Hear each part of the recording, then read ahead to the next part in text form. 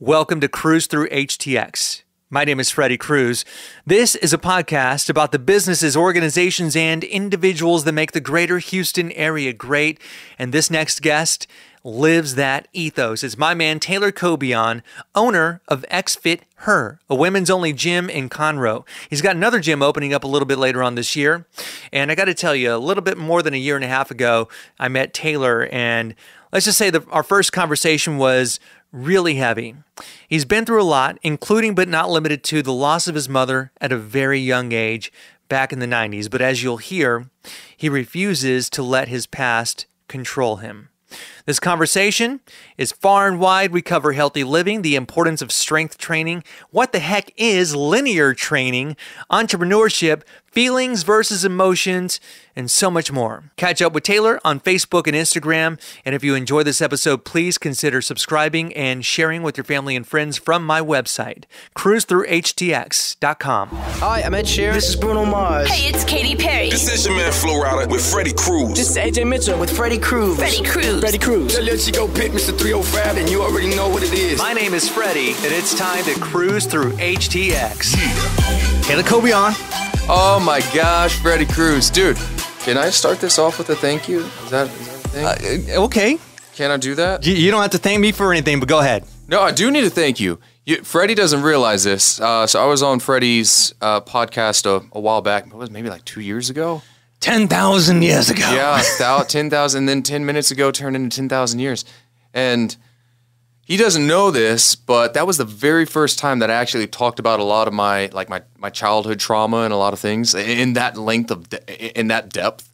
And it was a goal of mine to go from that moment and to utilize that day and then to speak in a more comfortable and consistent fashion to affect and positively affect more lives and not let my trauma control me and the negative things that happened in my past. So because of Freddy and him reaching out, I've actually achieved that goal. So looking back at it after talking to Freddy, here we are. Oh, man. I'm so grateful and happy for that day. Thank you. Well, no thanks necessary. That means a lot. It means a lot to me. That means a lot. Dude, don't make me cry. It means a lot to me, man. You didn't understand what you did that day. No, I really don't. This is why I do what I do. It changed my life. So thank you. Thank you for sharing that. Yeah. But this is why I do what I do. Because with podcasting, it's allowing those who would otherwise not have the capacity to share a story that other people would need to hear don't have that opportunity. Whereas 10 years ago, 20 years ago, and God bless them, the institutional media, there's a 2-minute hit, a 5-minute hit, or whatever, and nobody would hear Taylor getting to share his story, or it's his story in 5 minutes. Yeah. But and if it wasn't me, it would have been somebody else that would have found you and shared that story and given you that microphone and yeah. So if not me, it would have definitely been somebody else. I'm glad it was you. I'm glad that I met you and I'm just happy that. Well, first off, we had and y'all please go back to I'll reference the episode number in the show notes because it was a previous podcast by a different name, but I put it back on the Cruise Through HTX podcast feed, so please check the show notes. We went into some really deep places, and so when I tell you that I'm just glad that you're here, I'm happy you're here, and I'm so proud of you. Thank you. Yeah, but I mean, you've blown up business-wise, man. Business has been good. Yeah. Business, personal. I mean, everything seems to. Obviously, there's obstacles in life. Yeah. But when I was looking back at it, after we had chatted, I was looking back. I was like, "Holy crap!" There was this realization. I was like, "Wait a minute. You have these goals, and sometimes they take time or a couple years to build." And I look back. I was like, "Can I curse on here?" You can curse. It's like, holy shit, I did it. It's like, whoa, wait a minute. I looked back. It's like, looking back at this 2-year mark, I was just on a stage in front of like 150 people talking about the same stuff that I talked about with Freddy, except this time it didn't emotionally affect me. This time I don't have one business. I have two. I have two gyms. I have two physical locations. When we were going, I was working out of my garage. And I had a goal and a dream to have a brick and mortar. Now I've got two. And then I'm going to have more. And then I'm going to have 100. And it's got to keep going. There you go. We're going to keep helping people. 100 will be a great start. Yeah. It's not even like the goal. It's a great start, right? Yes. Wow. So I had no idea because, we did talk almost exclusively about all the other stuff from when you were younger. And I had no idea that because it was Hands of Justice was the organization that we had really focused a lot on, which is human trafficking. And so we didn't even talk about your business aspirations. I had no idea until even after the fact. I'm like, okay. Of course, he's multidimensional. I had no idea that he was running these kinds of businesses, that he was doing this kinds of stuff. So yeah, let's talk about the gym and what it took to get from the vision to business number one. Oh, long hours. Long hours. There's still long hours. I worked 14 hours yesterday. It was Sunday. But as long as you stay consistent and you don't get distracted by the shiny objects and you stay on track, it's going to happen. It's just making sure that you're open enough to make it happen and to see the signs that are put in front of you. The vision long term is to have enough money to be able to open up a nonprofit and to also be able to create a legislature change within the country of the United States.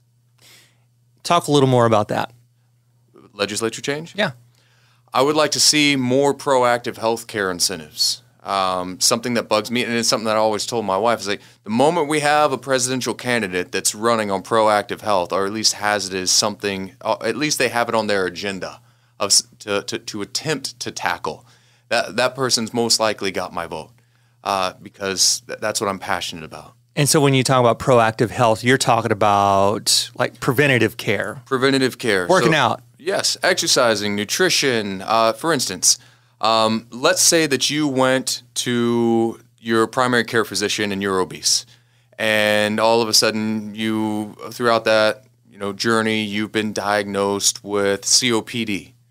No, instead of going into their office, getting prescribed medication, getting sent to another specialist, you could have a nutritionist in-house. And then you could also have a personal trainer in-house, people that are educated in prescribing a nutritional meal plan as well as an exercise plan.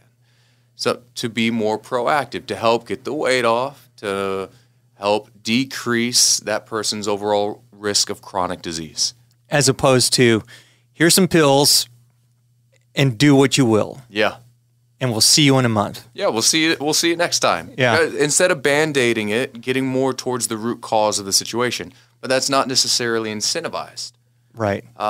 So something that stood out to me a long time ago was India, and I reference this all the time, they ended up implementing a squat program. So you could... Squat as in... 25 squats and you get to ride the train for free. Huh. And I thought, it's small, it's simple. I love the effort. Yeah. I loved it. And it's great. So I thought, okay. Started looking. We don't have proactive health incentives. No. And we should. We should, because that's addressing the root cause. And I don't think it's something that's going to happen in anybody's 4-year term. I think we're looking at 20, 50 years in the future of actually having some change. But you start now. And then you get it taken care of. I'd like to think that it won't take Medicare getting bankrupted before we start saying, okay, well, hold on. Yeah. But yeah, it reminds me of the Chris Rock joke where the money's in the treatment, not the cure. Yeah, the money's in the treatment, not the cure. That's right. Yeah, and so there are a lot of very perverse incentives, and you can go down whatever rabbit hole you want to go down on YouTube or wherever.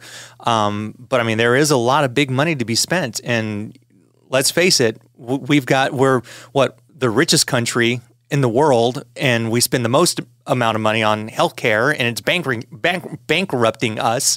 Yep. But the solution is actually quite simple: diet, exercise, sleep.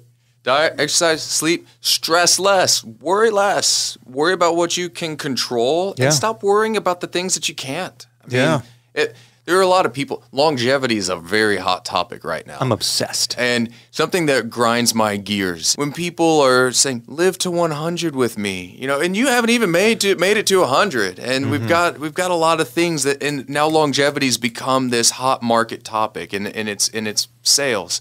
So when you look at the statistics, what are people that are living to 100 doing? They're socializing. They're not stressing the little things. They're keeping stress to a minimum. They're eating mostly whole foods, less processed foods. They're moving, not necessarily exercising, but they're moving more often than not. So they're not sitting in front of their TV. They're not sitting 8 hours, 12 hours behind a computer, things of this nature. They're getting out there. They're doing things. These are things that are extremely consistent. Some people live to 100. They smoke cigars. They smoke cigarettes. They drink. They have their whiskey every night. They have a glass of wine every night. These things don't seem to be the limiting factor of longevity necessarily speaking. When you look at the grand scheme of things, you don't see people living to 100 consistently being obese or being greatly overweight. I've never seen one. There are a few, because I went on a search, that are slightly overweight. But the majority of them fall within, the average BMI category, or that quote-unquote healthy BMI category. I went on this big anti-BMI kick for a while. It's like, stop worrying about your BMI. Stop worrying about your body fat percentage. And when you don't use it, you lose it.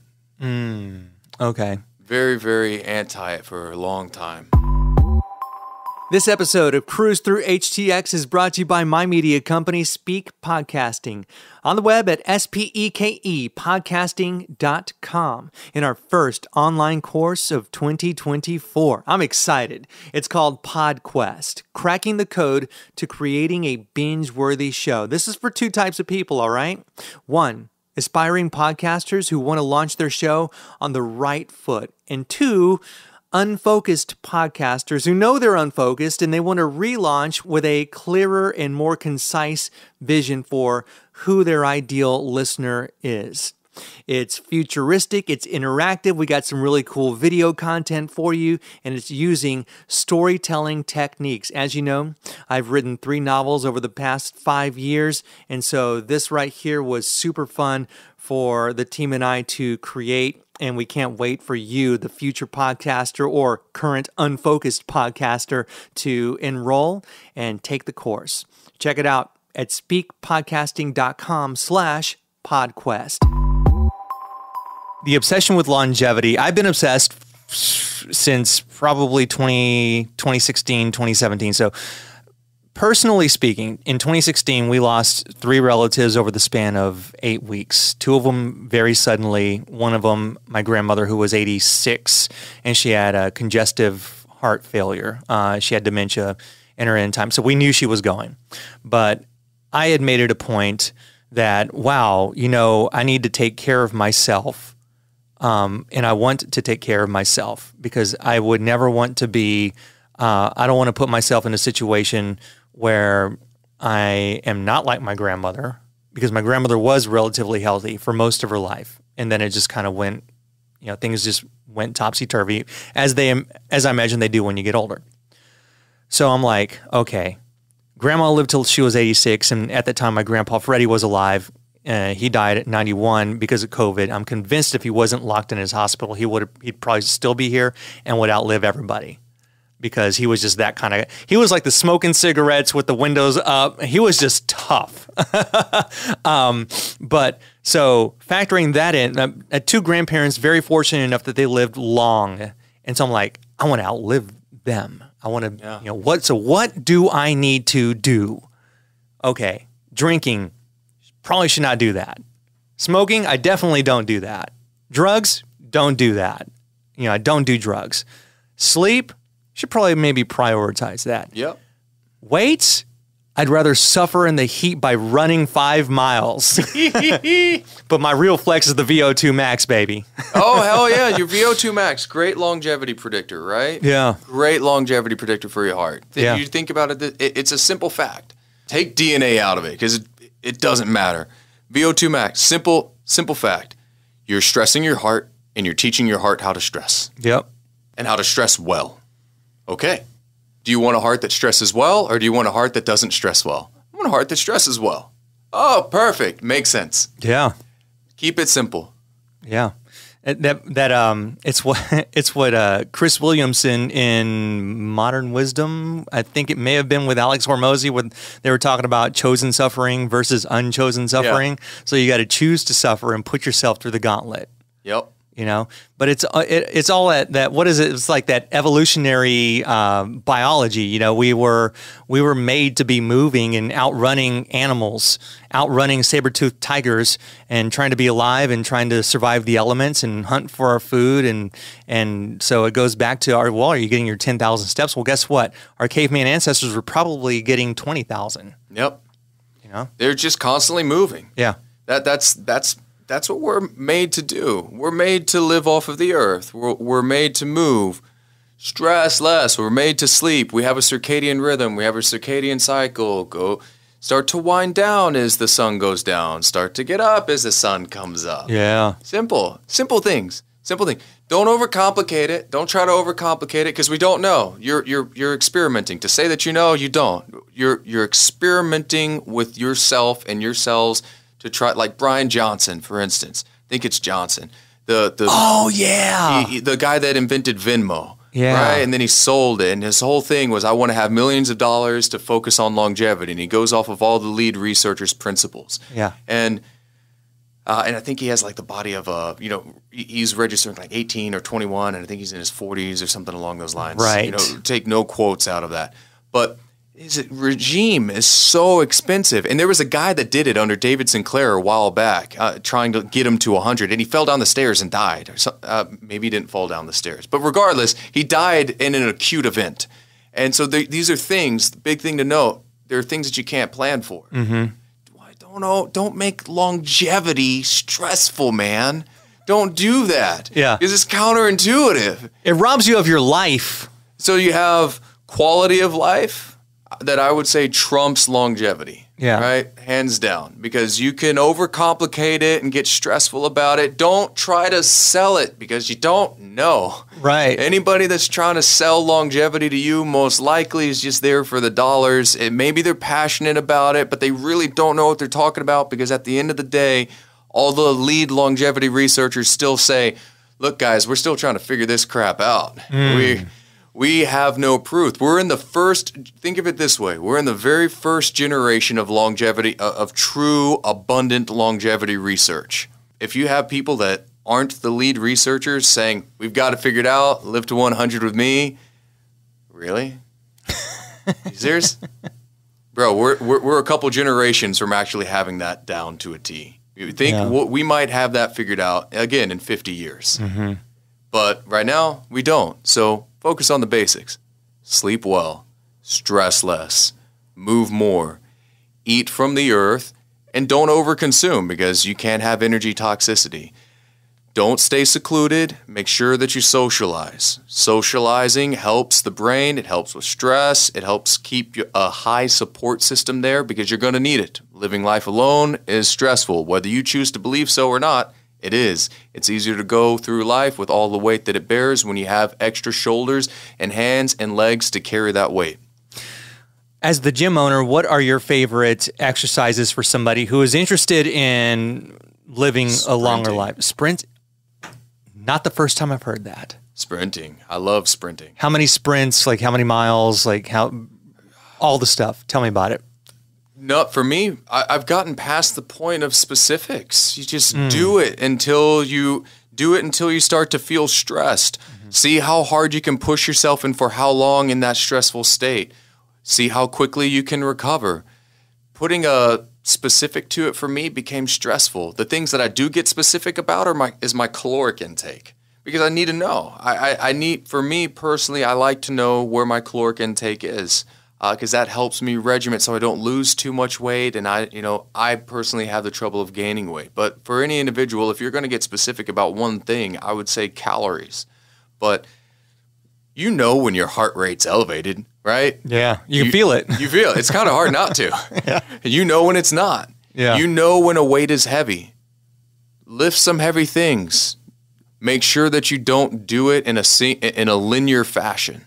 What do you mean by that? Like a deadlift. Okay. For instance, I'm a big believer that if you aren't a bodybuilder or a power lifter, there's no real reason to be deadlifting. It's not the most functional movement. And a good way to demonstrate that is for me to ask you, if I were to drop a pencil on the floor in front of you, how often in your life are you going to sit there, hinge over, pick it up, and then set it back down, and then do it again 15 times?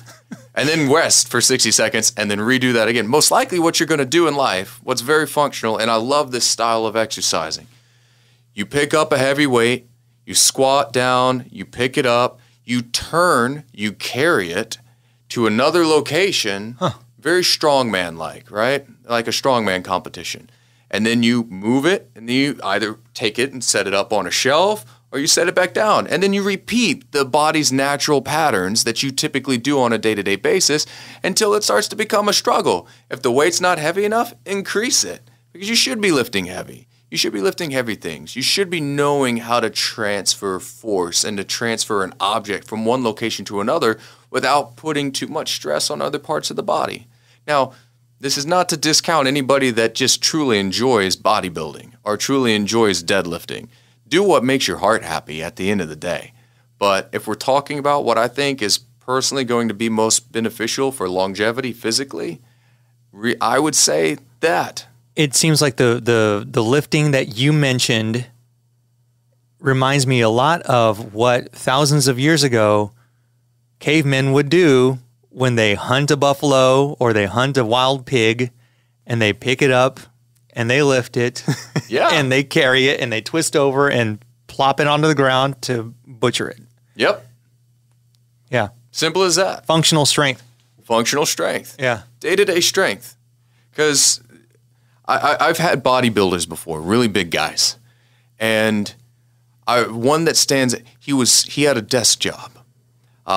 Big guy, young guy, lifted very heavy, super muscular, no steroids. And he, quote unquote, is most likely asymptomatic before this, but herniated a disc, turning in his chair to pick up a piece of paper that fell off the printer onto the floor. And, this guy, like 32 years old, low 30s in his age, most likely asymptomatic, had some things most likely going on beforehand. So don't, just for anybody that's listening to this, oh my God, he heard it. He was probably, there's probably some disc herniation going on beforehand. But all of a sudden he became symptomatic and had some acute pain from a simple rotation in his chair. Never would have expected it by his appearance. Yeah. But most people, whenever you go through those repetitive patterns and all that repetitive force, it puts a lot of strain on your joints and on your body, and a lot of unnecessary stress. It goes back to functionality, because those lifts are very, very hyper focused when you think about the technique that goes into making sure that you're properly deadlifting, properly squatting, properly bench pressing and shoulder pressing and whatnot. Yeah. The technique is there, but again, it's very linear. Yeah. It's not rotate. Like if I'm here and I'm trying to turn and down, I'm very multiplanar. I'm very three-dimensional now. Yeah. So I'm trying to stay balanced in my chair. My core's trying to engage as my spine rotates. And now I'm trying to turn and bend, and I'm trying to do all these things all at the same time. Yeah. And this is what our bodies are meant to do. And if you don't train in that fashion, and your body becomes there's not an abundance of studies, by the way, looking at this, because remember, studies are an area of interest that somebody's willing to fund. So somebody has to be interested in this field enough to fund research, and then multiple studies need to be done and then replicated. But common sense wise, it makes sense. Train the way that you wish to move, and that's the way that you will move efficiently.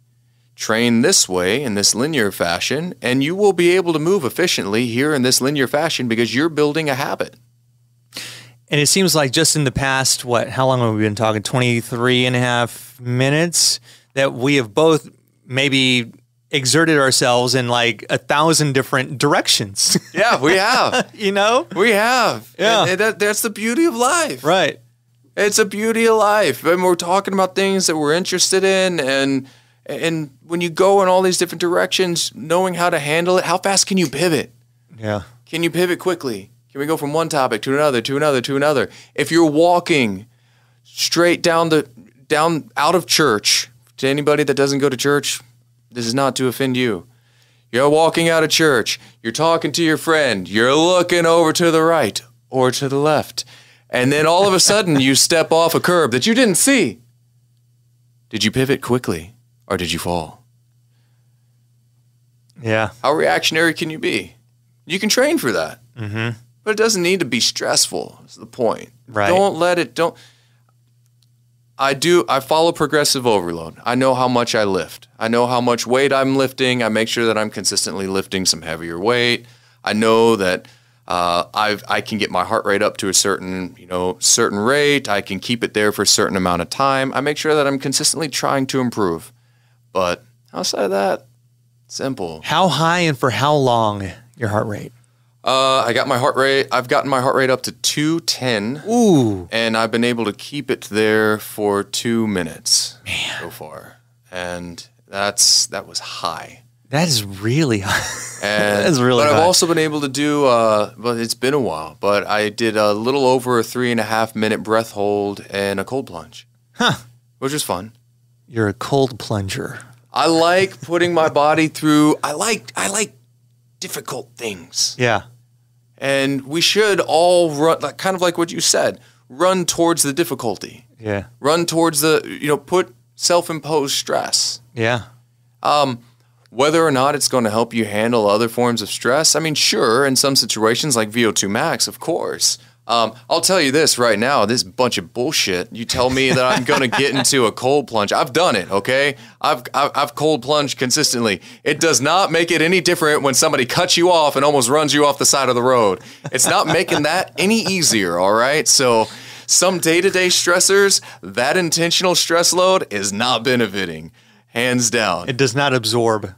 No, it does not absorb. Now, for that, no. And for those, this is what benefits me most for stresses like that, because you asked. There's a difference between emotions and feelings. Emotions are reactionary. They're out of your control. Mm-hmm. But the way that you feel following that emotion, following this guy that cut you off and is giving you the finger, and, well, recognizing I'm feeling this way based upon this emotion. I understand that I'm feeling this way, and this is why. Now I'm in control of that feeling. So I can cut that off quickly, again, pivot, or I can let it ruin my day, or I can let it make me chase them down and try to go after them on the highway. But dangerous move in Texas, by the way. Very dangerous move in Texas. Don't do it. Or anywhere, really. Yeah, true. Very true. Definitely not a recommended tactic. But understanding the difference between emotions and feelings, that is a very key skill, I would say, that a lot of people should attempt to master. Taylor, my man, where can people find you? Oh, I'm more difficult to find nowadays. You can find me on Facebook under my name, Taylor Coibion. I don't Instagram well. I don't TikTok well. I have 2 gyms, Xfit HER, Xfit HER, which is a ladies-only gym, and a co-ed gym similar to that of Hotworks, but much better, called Xfit Burn, Xfit space BURN. All right, fantastic, my man. Thank you so much for being on the podcast and for joining me today. Thanks, Freddy. Good to see you again.